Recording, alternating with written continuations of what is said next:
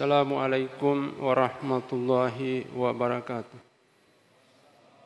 Alhamdulillahillazi anzalal Qur'ana fi syahri Ramadan.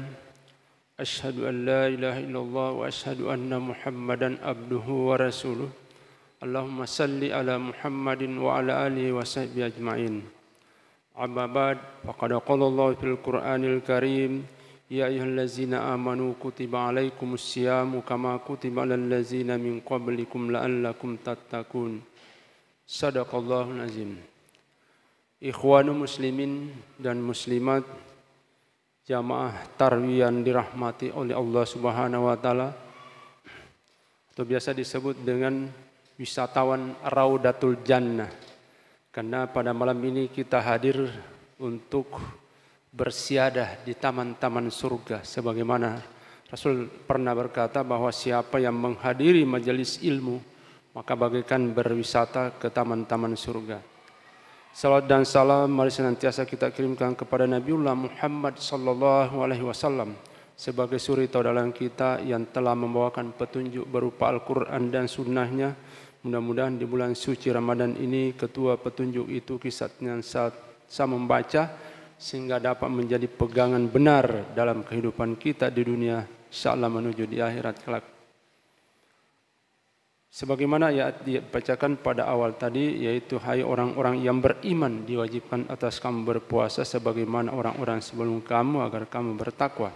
Sehingga pada tema kita pada malam ini adalah 3 amalan utama pada bulan Ramadan yang dipesankan oleh Rasulullah SAW supaya kita dapat meningkatkan keimanan dan ketakwaan kepada Allah Subhanahu wa taala.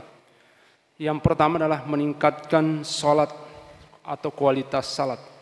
Yang kedua adalah banyak berinteraksi dengan Al-Qur'an, dan yang ketiga banyak berinfak di jalan Allah Subhanahu wa taala. Yang pertama adalah meningkatkan kualitas salat, khususnya salat sunat, karena salat fardu otomatis 5 kali sehari semalam. Salat sunat ini terbagi 2 kelompok besar. Ada yang disebut dengan salat sunat rawatib, yaitu ada 12 rakaat. Nabi pernah bersabda, siapa yang melaksanakan salat sunat 12 rakaat yang mendampingi atau mengiringi salat fardu akan dibangunkan sebuah rumah di dalam surga. Hadis riwayat Tirmizi. Saya ulangi, siapa yang salat sunat 12 rakaat mengiringi salat fardu akan dibangunkan sebuah rumah di dalam surga. Yang mana salat sunat rawatib 12 rakaat itu? Yaitu 2 rakaat sebelum subuh, 4 rakaat sebelum duhur, 2 rakaat sesudah duhur, 2 rakaat sesudah maghrib, dan 2 rakaat sesudah isya. Itulah salat sunat rawatib yang tidak pernah ditinggalkan oleh Rasulullah SAW, baik di bulan suci Ramadan maupun di luar bulan suci Ramadan. Kemudian ada namanya salat sunat mutlak. Salat sunat mutlak itu ada yang mengiringi salat fardu, ada yang tidak mengiringi salat fardu. Yang mengiringi salat fardu itu adalah 4 rakaat sebelum salat asar. Sebagaimana sabda Rasulullah SAW dari Ibnu Umar, Nabi pernah bersabda, rahimallahu mra'a shalla qablal asri arba'an. Nabi mendoakan kepada orang yang salat 4 rakaat sebelum salat asar. Jadi Nabi bersabda, semoga Allah merahmati seorang yang menunaikan salat 4 rakaat sebelum asar. Hadis diriwayatkan oleh Imam Abu Daud, Ahmad dan Tirmizi. Mudah-mudahan kita senantiasa menyiapkan waktu untuk salat sunat 4 rakaat sebelum salat asar, sehingga kita didoakan oleh Rasulullah SAW mendapat rahmat di sisi Allah Subhanahu wa taala. Kemudian ada salat sunat mutlak yang tidak mendampingi atau tidak beriringan dengan salat fardu. Nah, ini banyak, yaitu salat wudu, ada salat tahiyatul masjid, ada salat di antara azan dan iqamat, ada salat tahajud, ada salat tarawih, ada salat hajar, ada salat witir. Salat witir ini adalah 1 atau 3 rakaat. Salat ini adalah salat ganjil, bukan salat penutup. Begitu pentingnya salat witir ini, Rasulullah SAW pernah bertanya kepada Abu Bakar, wahai Abu Bakar, bagaimana Anda melaksanakan salat witir? Abu Bakar menjawab, saya melaksanakan salat witir sebelum saya tidur malam. Kemudian datang Abu Bakar, datang Umar. Umar ditanya, bagaimana Umar melaksanakan salat witir? Umar menyatakan, saya melaksanakan salat witir sesudah saya tertidur atau bangun tidur. Rasul ini selalu memberikan ketenangan, memberikan jawaban penguatan kepada sahabatnya. Apapun jawabannya, perlakuannya selalu diberikan penguatan yang benar. Sehingga Nabi mengatakan bahwa Abu Bakar ini adalah orang yang sangat hati-hati. Khawatir dia tidak bisa bangun tengah malam sampai waktu subuh sehingga dia salat sunat witir dulu. Karena salat sunat witir dipesankan oleh Rasul tidak pernah dia tinggalkan. Sehingga para sahabat tidak akan meninggalkan salat witir. Jadi Nabi memberikan penguatan kepada Abu Bakar, orang yang sangat hati-hati. Kemudian Umar, kata Rasulullah, Umar inilah orang yang punya komitmen yang tinggi. Punya keberanian yang tinggi. Dia punya komitmen bahwa saya harus bangun salat tengah malam. Salat witir. Sehingga dia buat komitmen, saya pasti bangun tengah malam. Umar memang ada orang pemberani. Sehingga dua-duanya benar. Sekarang pertanyaannya, kita pilih yang mana? Sebelum salat, sebelum tidur, atau sesudah tidur? Dua-duanya boleh dilaksanakan. Yang tidak bisa dilaksanakan, tidak dilaksanakan. Nah, jadi jangan sampai kita dilaksanakan salat witir. Kalau kita takut tertinggal karena tertidur tidak bangun, ya kita salat witir sesudah salat isya. Nah, bagaimana kalau nanti mau salat tahajud? Boleh saja. Tapi tidak usah witir lagi, karena salat witir itu bukan salat penutup, salat ganjil. 3 atau 1. Jadi sudah salat witir, boleh salat lagi sesudah salat witir. Jadi kurang tepat orang yang selalu dikatakan salat witir salat penutup. Nah, oleh sebab itu, ikhwanul muslimin jamaah tarawih rahimakumullah, kita melihat di banyak tempat, di banyak kesempatan jamaah tarawih, ya benar, betul-betul jamaah tarawih. Sesudah tarawih 8 rakaat keluar, tidak witir. Padahal witir tidak pernah ditinggalkan oleh Rasulullah SAW. Sementara salat tarawih pernah ditinggalkan oleh Rasulullah SAW. Salat witir ada di dalam bulan suci Ramadan dan ada di luar bulan suci Ramadan. Salat tarawih hanya di dalam bulan suci Ramadan. Mungkin karena kita rindu saja dengan salat tarawih, sehingga kita sangat pelihara salat tarawih. Tapi tidak kita pelihara salat witir. Padahal salat witir tidak pernah ditinggalkan Rasulullah SAW. Sehingga itu adalah salat sunnah muakkad. Ikhwanul muslimin jamaah tarawih rahimakumullah. Kemudian ada namanya salat duha. Sebagian ulama membagi salat duha atas 3 bagian. Yang pertama adalah namanya duha awal. Itu waktunya kurang lebih 1,5 jam sesudah salat subuh. Nabi pernah bersabda, "Man shallal ghadata fi jama'ati summah qa'ada yaskurullahu hatta tatlu asy-syamsu summa shalla rakataini qalat lahu ka'ajrin hajjatin wa umar." Barang siapa yang melaksanakan salat subuh secara berjamaah, kemudian dia duduk berzikir kepada Allah Subhanahu wa taala, kemudian tunggu waktu isyraq, terbit matahari, maka dia salat 2 rakaat, pahalanya sama dengan pahala haji dan umrah. Jadi bapak-bapak dan ibu-ibu, saudara-saudara sekalian yang pernah haji dan umrah, maka ada yang gratis.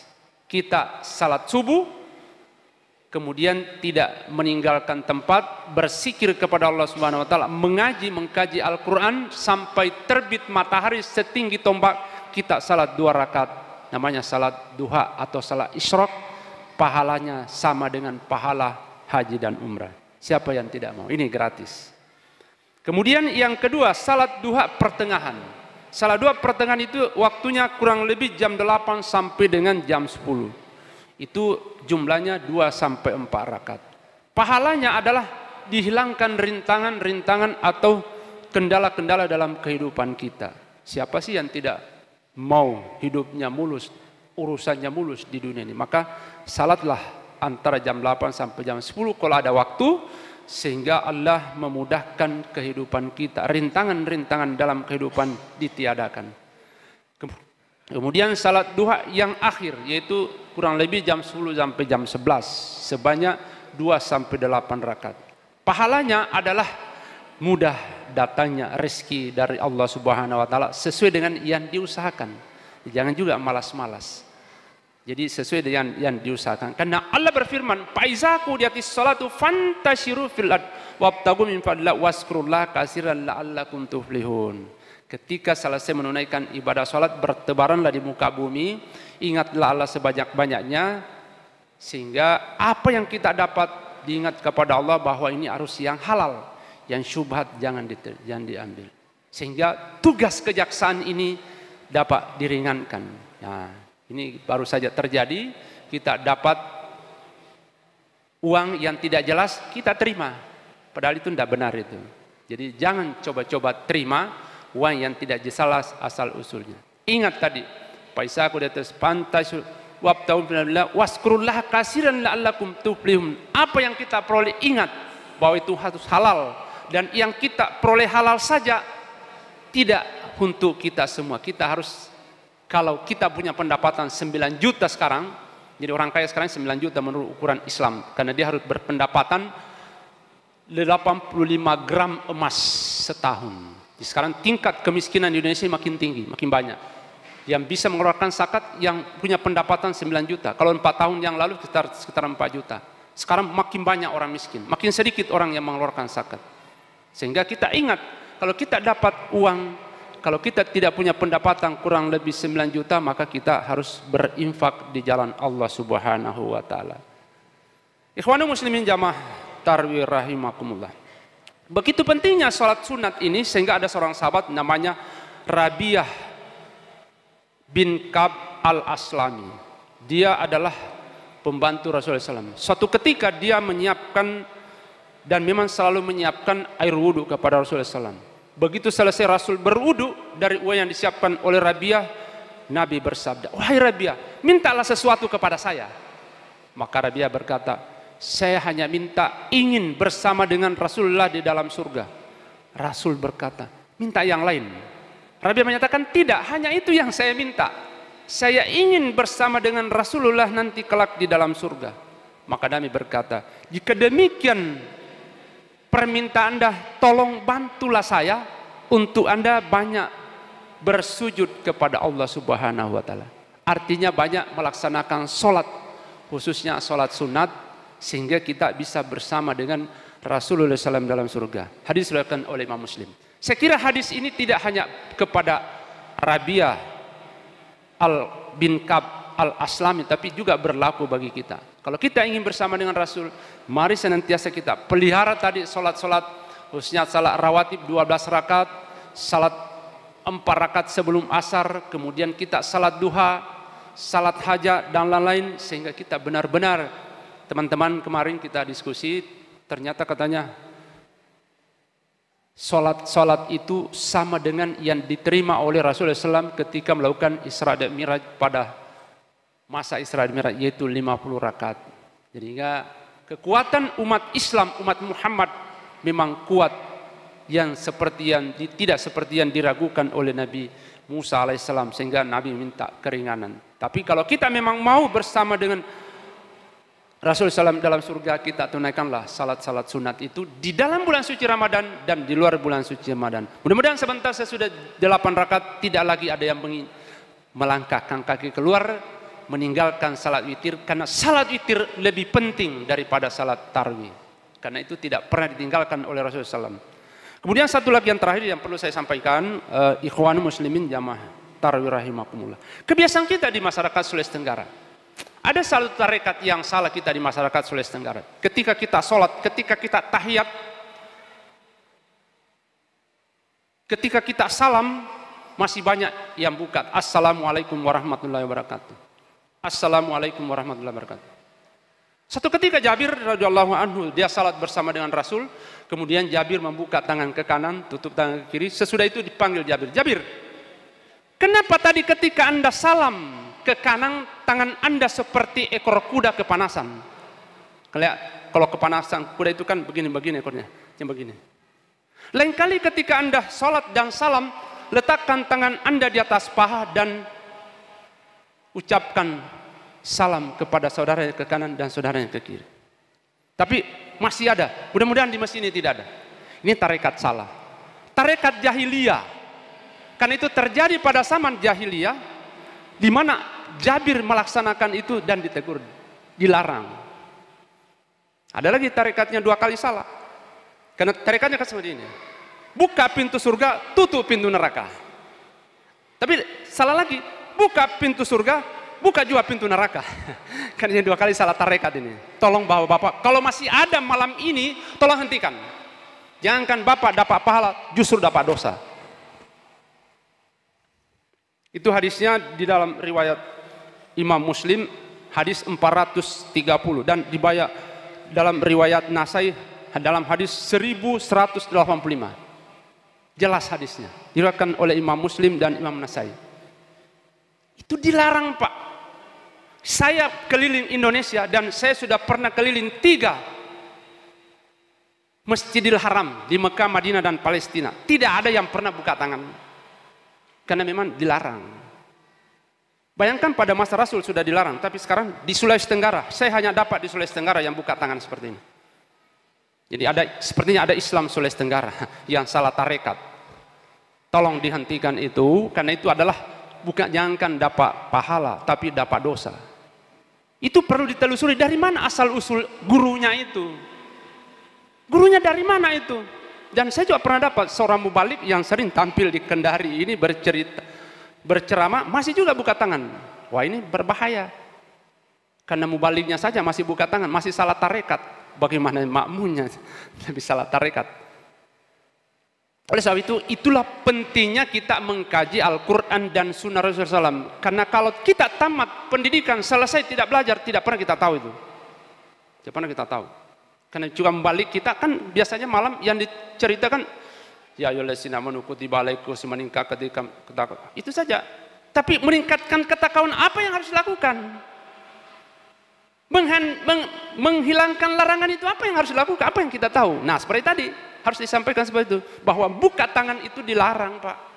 Saat salam. Tolong bapak-bapak kalau masih ada di sini tolong sebentar selesaikan itu.